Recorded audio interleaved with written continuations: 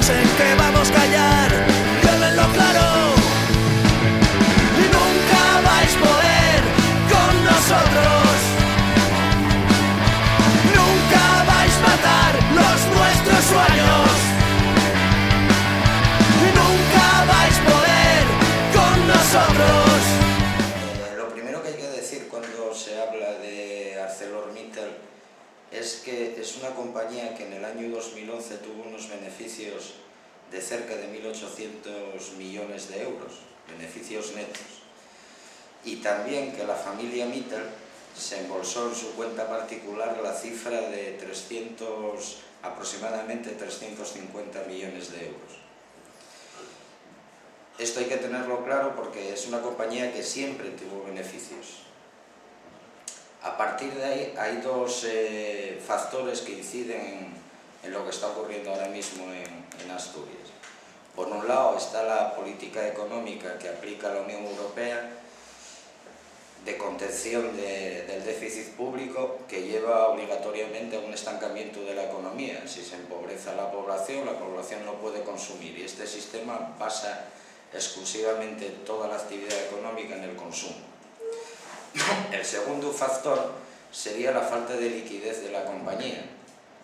En el noviembre del 2011, la agencia de calificación Standard & Poor's rebajó la nota de solvencia de ArcelorMittal, aludiendo a la falta de liquidez de esta. Aconsejaba asimismo a la compañía la desinversión, el cierre de instalaciones e incluso la venta de algunas de ellas. Y en esta situación estamos. A partir de aquí, a primeros de marzo, con la colaboración de los medios de comunicación, empieza a meter miedo sobre la pérdida de competitividad de las instalaciones de Largos en Beriña. ArcelorMittal plantea, en aras de una pretendida falta de competitividad, como ellos dicen, en las instalaciones de Largos Gijón. Estamos hablando del tren de carril, el tren de alambrón y la acería. Y para salir de esa situación y, como ellos dicen, volver a la senda de los beneficios, plantea la eliminación de 200 empleos, plantea aumentos de productividad, plantea flexibilidades, mayor flexibilidad, plantea movilidad como solución a todos los males que tenemos en Beriña, o que dicen que tenemos. Los números rojos a los que alude, en ningún momento se nos entrega documentación alguna de los cuentes de lo que significan los plantes de Asturias en la contabilidad general de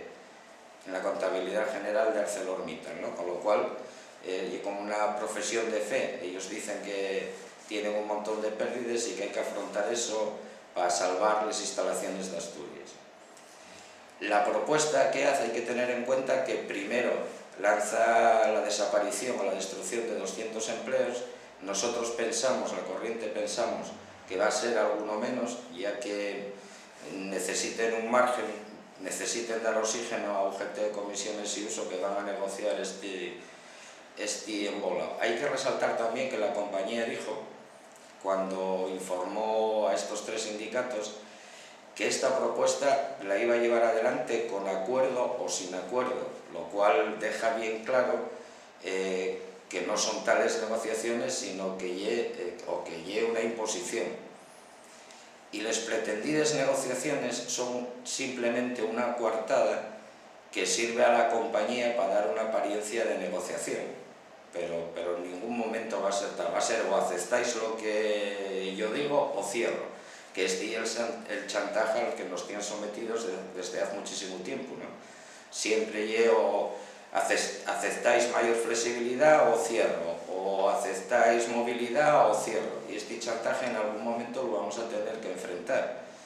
Por otro lado, resaltamos también que en todo este proceso en ningún momento hubo participación del comité de empresa, sino que son los jefes sindicales los que se encarguen de negociar, y el comité de empresa simplemente es un mero espectador en todo esto.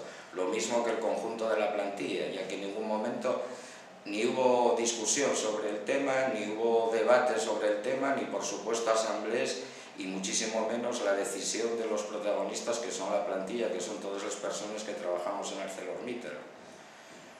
Junto a ArcelorMittal Asturias somos una organización minoritaria, pero en ningún momento estamos dispuestos a colaborar o a servir de coartada a las pretensiones de la multinacional, ya que en ese pretendido acuerdo no hay ningún compromiso de la multinacional de cara a la supervivencia o a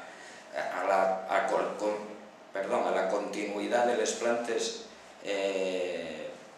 que pueda ser la batería o la supuesta batería que se iba a hacer nueva está parada, la reparación del horno alto ya se retrasó varias veces, con lo cual solamente el compromiso que se adquiere y el recorte no creemos que sean los 200, pero alrededor de 150 a 160 puestos de trabajo que se van a destruir en una Asturias que tiene un montón más, casi cerca de 100.000 desempleados.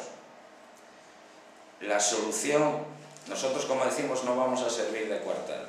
Entonces entendemos que lo que deberíamos hacer como organización o como comité de empresa era elaborar una estrategia tendente a plantar cara al chantaje continuo de la multinacional, tendente a defender el empleo, y además esa estrategia debería de ser compartida primero, explicada primero, dando la posibilidad de debatirlo al conjunto de las personas que trabajamos en la fábrica, y una vez asumida por estos, deberíamos de tratar de ampliar el marco de acción a nivel del Estado, y si era posible más allá del Estado en las diferentes plantas que tiene ArcelorMittal en Europa, y el objeto de esto sería enfrentarse a las agresiones que en materia de empleo y de derechos laborales nos está agrediendo la multinacional.